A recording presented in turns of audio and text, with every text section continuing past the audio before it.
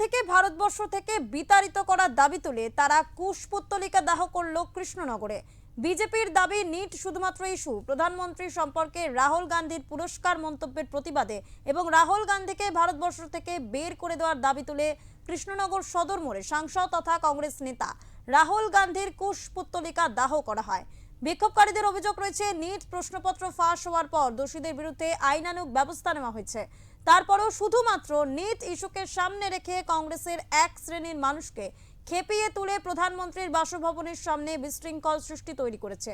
তাই রাহুল গান্ধীর বিরুদ্ধে প্রতিবাদ জানিয়ে এদিনের এই কর্মসূচি কৃষ্ণনগর শহর বিজেপি কর্মী সমর্থকদের দাবি রয়েছে, অবিলম্বে রাহুল গান্ধীকে ভারতবর্ষ থেকে তাড়াতে হবে।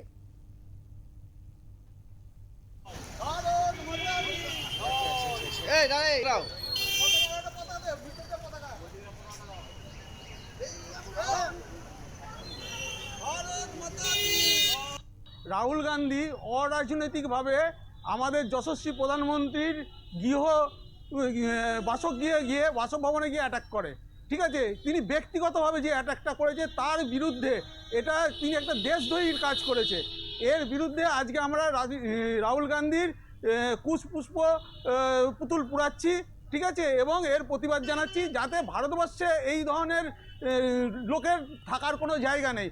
অবিলম্বে যাতে ভারতবর্ষ থেকে রাহুল গান্ধীকে বের করে দেয়, এই দাবি আমরা তুলছি।